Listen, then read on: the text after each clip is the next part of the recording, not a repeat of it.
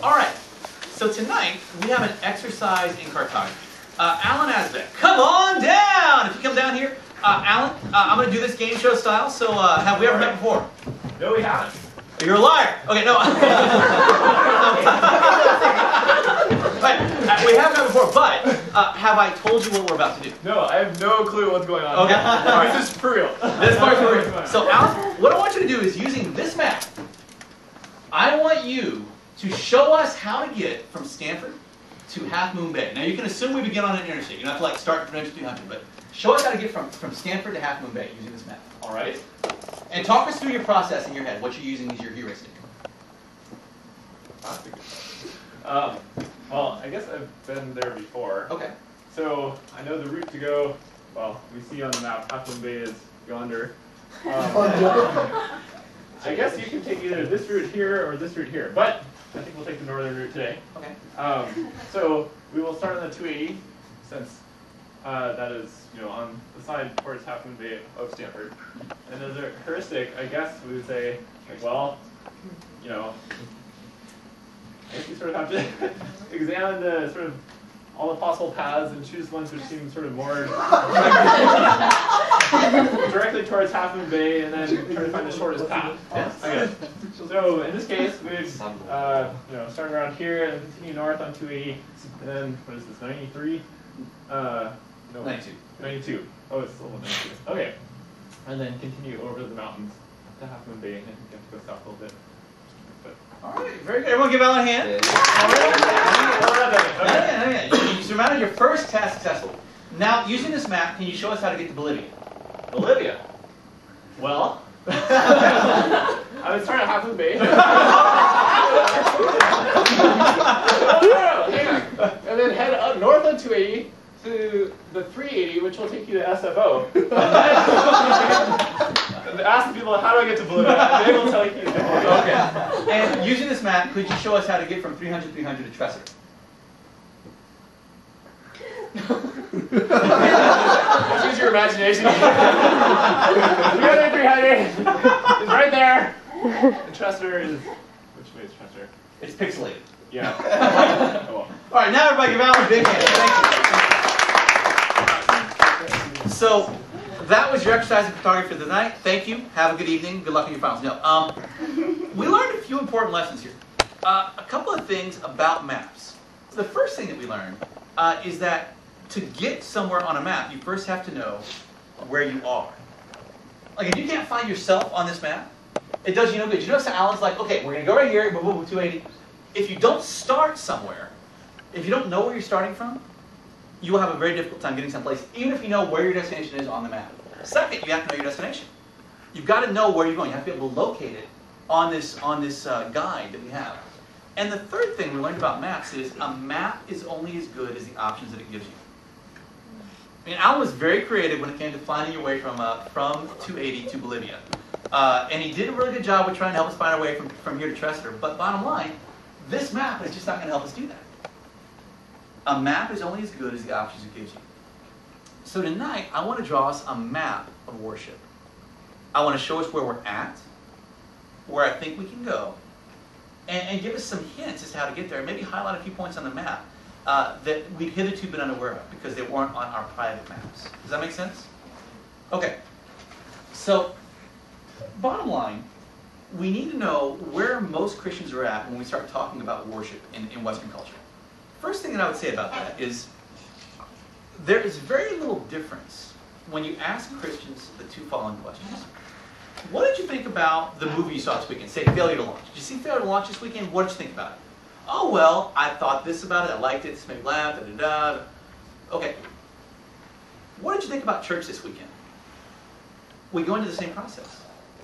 We critique the church service in the same way we critique a concert, a movie, a television show, a CD, a professor. We detach ourselves from it, and we analyze it as an observer. In fact, often you will see itinerant Christian musicians going around and putting on what they call worship concerts. You ever seen that advertising before in a logo or something? I remember the first time I saw it, it really put me off. I was like, worship concert. Worship concert. That's odd. those phrases don't go together well for me. Now, and I don't mean to imply these people are doing anything wrong. I'm implying that their labeling is misleading. Not so much that it misleads us, but it reflects a misleading that we're all laboring under. That worship is primarily about performance, and that it's a concert that we observe. And this is a deeply embedded metaphor that most Western Christians seem to walk around with.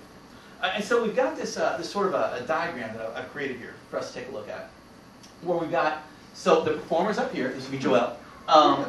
We've got some people helping them, for example, key here on the multimedia, or, at a concert you might have, some roadies dressed all in black. This is supposed to be right here. And you got an audience. And that would be us, right? People who don't do the music thing. And in that context, if that's the metaphor that we're using to understand the worship event, then it's a very natural question to ask is, how did I like it? How did it make me feel? Because when I go to a concert, it is all about me. Like the way that person, the performance artist, achieves fame and achieves wealth is by pleasing me. If I do not think that I got a good exchange for my $35, whatever it costs to get into that concert, then I won't do it next time. I'll spread the word. Other people won't do it. Enough people agree with me that the performer will no longer be a performer. They will be a fry flipper. They will be making burgers for a living. They will be out of the entertainment industry. It's all about the audience in a performance, in a concert. Now, when we begin to think of worship in this way, when that becomes the dominant lens that we use to analyze this dynamic, this corporate worship, and I should clarify, by the way, when I speak of worship tonight, I am speaking of corporate worship. Of course, in the Bible, worship is much more than the songs we sing when we gather together. Worship is a way of life. Offer your bodies as a living sacrifice. This is your reasonable or spiritual act of worship, depending on the translation that you favor. Again, when Satan tempted Jesus, he said, "Bow down and worship me." He didn't mean Jesus get an electric guitar and go, "Wow!" Jesus' response is no, for it is written, "You shall worship the Lord your God and serve him only." Worship is about who you serve. Worship is about a lifestyle. Satan was saying to Jesus, "Follow me." That is the larger context in which worship occurs. Tonight I'm talking about corporate worship, this thing that happens when we gather together, with the guitars and the keyboards and the microphones and the djembes and whatnot.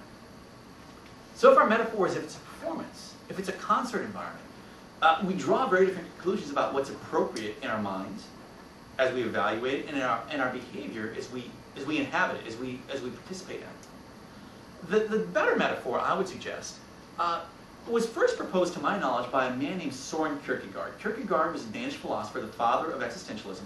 And if you've been used to thinking of existentialism as an atheistic philosophy, realize it's more flexible than that. The one who founded it was a very devout believer, Soren Kierkegaard, and in his possibly most famous book, After Fear and Trembling, Purity of Heart is to will one thing, which is quite a title.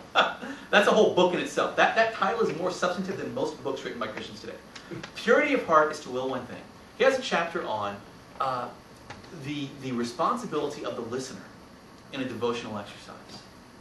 And he constructs a whole new metaphor. Now, he uses the same ingredients, but he rearranges them. And so what he does is he says, the audience is not us. The audience is God. And the performers is not the people that we thought were the audience. I mean, the audience is not the performers are the people that we thought were the audience. And then these people, the ones who are up front, the people in a stage environment, are the helpers. They're there to assist us perform for God, just as in a regular concert, these folks are here to help them perform for us. And Kierkegaard suggests that that is the proper metaphor that we should use to understand worship in a gathered setting. And it's become very influential for a reason. It reflects the emphasis in the Bible. So the right question in this vein is not how did I like it, but how did I do? I was a worshiper tonight, God. I was performing for you. How did I do? Not how did it make me feel. Not did they play my favorite songs. Not was the style of music my particular favorite style of music. How did I do as someone who was giving worship to the one who gave his all for us? Now, I've asserted this is the biblical model, but I've not yet demonstrated it. So if you would follow me through a few verses, I'd like to show you some passages in the New Testament primarily, although my first one will be from the Old Testament, that demonstrate that this is the model that is presupposed for us. And I'm going to start with one of my all-time favorite verses on worship in the Bible. Psalm chapter 42, verse 4. Psalm 42:4, it goes like this. These things I remember as I pour out my soul, how I went with the throng and led them in procession to the house of God with glad shouts and songs of thanksgiving, a multitude-keeping festival. I love that phrase, a multitude-keeping festival. There are two things really I like about this whole verse. The first thing that I really like is, did you notice that the worship is situated outside the temple? It's them on the way to go to the ceremony. Spontaneous worship begins to erupt in the crowd. Before they get there and they're the priests with their robes and their ceremonies, the image is that there's a group of people with one purpose, one passion, one goal, all moving as one to get to this place. And as they go, perhaps someone brought a shofar with them or some sort of percussion instrument or some sort of music-making device. Someone starts to sing out a song. And just like in those cheesy old movies, it's a musical. Whoa, the hills are alive. And just, people start singing to God. And jubilantly, shouts, songs, a multitude-keeping festival. They begin to have a raucous God party on the way to the temple. Spontaneously, exuberantly, with everyone a participant. This is not a performance. It's about participation. It's not a concert. It's about collaboration. The second thing that I notice as I look at this passage is that it was quite undignified. It was not orderly. It was not organized. It was not a parade. It was a mob. It was a happy mob. Weren't any windows being broken, no stores being looted. But nonetheless, it was a sight to behold. And I would suggest that that is more of the biblical model than many of us have exposed ourselves to or become comfortable with. Now I want to fast forward several thousand years to the New Testament. And I want to hit a few songs, or a few references in the New Testament to the way that we ought to conduct ourselves in a gathered setting. And talk about how those could apply to us here. So, where we are, where we're going, and some points on the map. So I'm trying to identify for you tonight. Ephesians chapter 5, 19 to 20. Speak to one another with psalms, hymns, and spiritual songs. Sing and make music in your heart to the Lord, always giving thanks to God the Father for everything in the name of our Lord Jesus Christ. Now, how does it go? Worship leaders exhort the congregation with psalms, hymns, and spiritual songs? No. Musicians get the people worked up? No.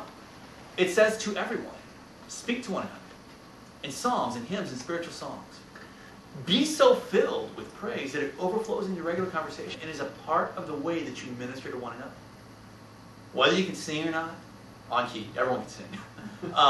Whether you can play an instrument, it's your job to worship in front of other people, with other people, in a way that encourages and stretches other people. This is key. And there's another verse very similar to it that we see as we move forward, just a little bit, Colossians. Let the word of Christ dwell in you richly, as you teach and admonish one another with all wisdom, and as you sing psalms, hymns, and spiritual songs with gratitude in your hearts to God. And whatever you do, whether in word or deed, do it all in the name of the Lord Jesus, giving thanks to God the Father through Him. Now, of course, the last bit is about worship as a way of life. The first bit, though, again, this notion that we're all participants in worship. And not just in a meeting like this, but wherever we find ourselves gathered together. But that is a context in which the praise of God can flow forward, in which worship can erupt. Now, all the more so when we're gathered for that primary goal, and we've allotted time in the meeting for it. But the thing again, it's not about, okay, pastors, you do this. All of us are invited to be participants rather than observers of star performers. And the final passage I want to look at is quite a bit lengthier, but I want you to follow along with me. 1 Corinthians 14, 26 to 33. And this one, I want to ask you, is there anything in here that's not on your map? Is your map too limited to encompass this passage? What should be done then, my friends? When you come together, each one has a hymn, a lesson, a revelation, a tongue, or an interpretation. Let all things be done for building up. If anyone speaks in a tongue, let there be only 2 or at the most 3, and each in turn, and let one interpret. But if there is no one to interpret, let them be silent in church and speak to themselves and to God. Let 2 or 3 prophets speak, and let the others weigh what is said. If a revelation is made to someone else sitting nearby, let the first person be silent. For you can all prophesy one by one, so that all may learn and all be encouraged. And the spirits of prophets are subject to the prophets.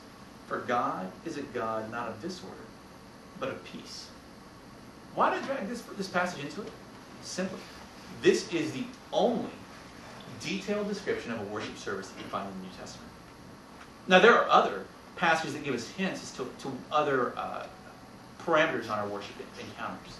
But this is the only one where Paul's like saying, oh, by the way, when you gather worship, this is what you should do. Now, a couple of things that Paul mentioned there, for some of you, are like way over here, like Half Moon Bay's right here, and I just talked about Bolivia. It's way the heck out there. And so what we're going to do right now is we're all going to speak in tongues. So I want you to close your eyes, raise your hands. I'm kidding, relax. You should have seen some of your faces.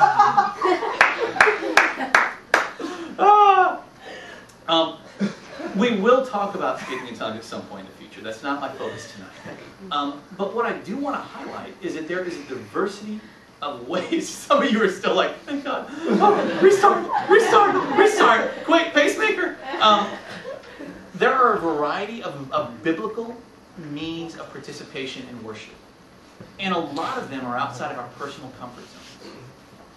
And what we need to do as performers is expand our repertoire. Just as we are not content for the people who lead us musically with instrumentation to always, sing the exact same 5 songs every week. We expect them to learn new things periodically.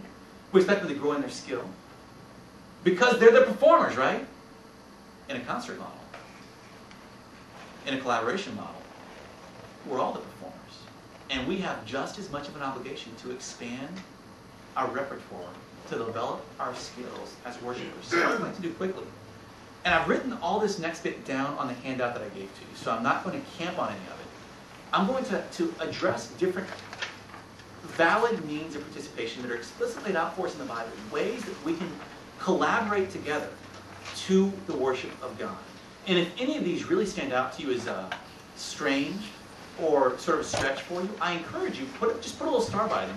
Fold this up when we're done, put it in your Bible, and over spring break, meditate on it. I'll put verses there that will allow you to dig deeper and see whether or not this is really something that's part of the biblical model. So first, of course, the dominant means of corporate worship that we have is singing. We've got the book of Psalms as the dominant example. The biggest book in the Bible is a book about singing. A list of things that we can sing. And many of our songs to this day are drawn directly from the book of Psalms and their lyrics.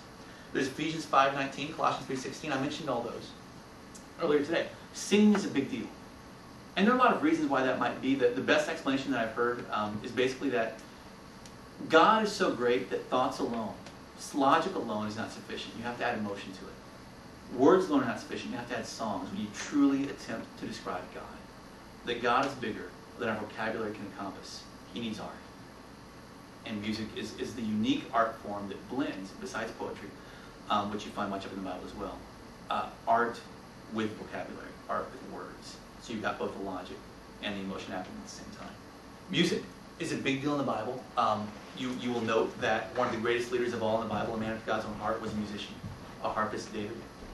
Artistic creation. God inspires people with the ability to make things to his glory. Bezalel in the Old Testament made the temple, or did some of the stuff for the temple. We see other examples of God using artistic creation as a way to reveal himself to us and to evoke worship from others. There's clapping. For some reason, that really puts some people off. Depending on the tradition you were raised in, either as a young Christian physically when you were maybe raised in church, or if you became a believer recently, just in the church you find yourself. Some churches just don't do this. They perceive it as being, I don't know, obstreperous, undignified, boisterous, unseemly. Well, that's sort of the point sometimes of worship. And it's something that is very clearly laid out, something that many people do. Clapping, not just for rhythm, but just in celebration as well. Just like you would do at a football game or something. Words, spoken word stuff is big in the Bible and also in many contemporary worship venues. And I'd like to see us corporately grow in that area. And words of testimony. Words of, this is what God has done in my life. Rhea shared a little bit of that earlier. Did you notice? I needed that. That ministered to me. God spoke to me through something that happened together. I would like us to grow as a community in using our words to bring glory to God. Laughing and rejoicing. Now this, for some reason, really freaks people out sometimes when it happens. I don't know if you've ever been in an environment like this, but sometimes worship is happening and then all of a sudden, delirium breaks out. It's like the giggles you get at 2 a.m. You know, when someone tells a joke that's really not that funny, but you roll on the ground for 5 minutes. Okay, that happens in worship settings sometimes. And that is appropriate because we are delighting in the Lord. We're delighting in a God who's got a great sense of humor. He made the platypus. He is not lacking for making funny stuff. This is a God who's got it going on. And if you didn't know, the Bible's full of humor and jokes. And if you don't believe it, sometime you need to do some quiet time with me. And I will draw your attention to funny things in the Bible, because there are many, believe you me. Puns. God is big on puns. There are a lot of them in the Old Testament. They lose, you know, puns don't translate from one language to another that well, usually. But in Hebrew, a lot of puns going on. And some pretty serious chapters, too, like the 10 plagues. Puns! That's a God with a sense of humor. Shouting. Just letting your barbaric yawp ring. Ah! To the glory of God. Like at a sporting event. Again, to use that metaphor, just your team is doing well, you're like, yes! Well, you know what? Our team is doing pretty well. Did you know that more people are becoming Christians today than at any point in history? The kingdom of God is advancing at an incredible pace. Amazing things are happening worldwide. Revival, literally, we are in the middle of the greatest global revival in the history of the world. In the West, it is muted for a variety of cultural factors, but globally, it is amazing. Our team is winning. Our God deserves some shouts. There's silence. On the complete flip side, sometimes the holy hush falls. And that, too, is an act of reverence to God. A means of demonstrating our acknowledgement of who He is. And His radical difference from us. We just fall silent in His presence. Standing. Just getting on our feet in the same way that you might do in a courtroom in America, where you know, the person here says, all rise, for the Honorable Judge so-and-so is presiding. Well, all rise. The Judge of all the earth is presiding. Raising our hands. Again, one that for some people is so far beyond their comfort zone. That is like a musician. You as a worship performer, saying that is like a musician, a guitarist, saying, I won't learn that chord. I don't think it's that important. It's not my favorite chord. Maybe some songs require to call for it, but you know what? I just won't sing those songs. What is scary about this? Do you know where I see this all the time? My 2-year-old daughter, Dana. Just today. Daddy, pick me up, pick me up, pick me up. Now, I'm not saying that's all that's going on there, but there's something deeply emotive about this. And I have noticed in my own life that when I do raise my hands in worship, that my physical posture affects my inward emotional state and my receptivity to what's happening. In the same way that if you choose to smile, whether you feel like you're not, your body triggers endorphins and you start to feel better anyway. Your physical posture affects your spiritual state. And so I would challenge you, if this is a big stretch for you. And I realize you may have to do it in stages. You know, you start first here, you don't break the shoulder plane. Then you've got the hairline level, or you have the hairline level, the scalp. Maybe one hand first. Hey, God, how you doing? Pick me up, Daddy. But as a worshiper, expand your repertoire. Then, of course, you've got bowing and kneeling, other changes of physical posture, lying prostrate. These are all ways that we indicate reverence for God. And they do things internally to us. If you've never lied prostrate before the Lord before in prayer, it changes the way that you pray. It changes the way I pray, at least. I encourage you to try it. Leaping and dancing. I would define sort of leaping as dancing without rhythm, and dancing is leaping with rhythm. So whether you got rhythm or not, you got no excuse. Get your body engaged. Now, of course, there's a matter of appropriateness here. Like some songs, you know, they're sort of slow and somber, and you know, you don't want to be like, you know, that would just be freaky. But sometimes, just things are blowing and going. And you want, if it was any other venue, you'd be dancing. You'd at least be swaying. And maybe once in a while, one of the feet would leave the ground, you know? And eventually, you kind of do this, you know, be open to that in a worship context. God likes it. God does. And we know because He admires it in the Bible. And He has it replicated for us to do in the Bible. And then, speaking in tongues and other spiritual gifts are things that can happen when you gather in a corporate setting. Now, what Paul was not saying in the 1 Corinthians passage, and what I'm not saying now, is that everyone needs to do every one of these things every time. How chaotic and long would that be? No. But what Paul is saying in that passage, and what he said in other passages before that, the Ephesians and Colossians passage we looked at, is that we are here to participate. We're here to collaborate. We're here to together perform for the audience that matters. And that when we do, we leave this meeting and we don't ask, how did I like the song selection? How did I like the worship style? Or the excellence of the musicians? Or the whatever. I mean, that's as silly as having a fight with your Christian roommate about, what style of music is the best of all time. Like, what radio station should you listen to? I know sometimes you have fights about that, but it's silly. I mean, get an iPod. Just get your own. But music is a subjective thing. And sometimes people play songs we like, sometimes play songs we don't like. As a minister, I find myself often in context where they're doing musical styles that are very far from my personal preference. And I found that I have a choice to make in that situation. Will I respond to this opportunity the way I would respond to the radio or a concert? Or will I respond as a participant, as a performer, as a collaborator? When I do that, when I worship along with the other worshipers, I meet God. Whether or not it's my son. And when I don't, I walk away and I say, I didn't like it that much. Instead of asking, how did I do? And realizing the answer is, not too well. Not too well. So tonight, what we're going to do is close in worship. So Joel, if you would come forward and the rest of the worship team. We're going to end with a little laughter. We're going to take the last segment of our meeting, and I think appropriately enough, end our quarter together in worship. And so I would ask you guys, just be open to any of these things that seem appropriate in the context, any of these options that I've given you. Now, one thing I've asked Joel to do, and I just want to highlight you to this, highlight this to you. I've asked him to have just a brief period, or not brief necessarily, just this time of non-lyrical music. This time where he's going to be strumming the guitar, maybe Esther will be beating on the drum, maybe Claire will be on the keyboard, but where they're not going to be singing.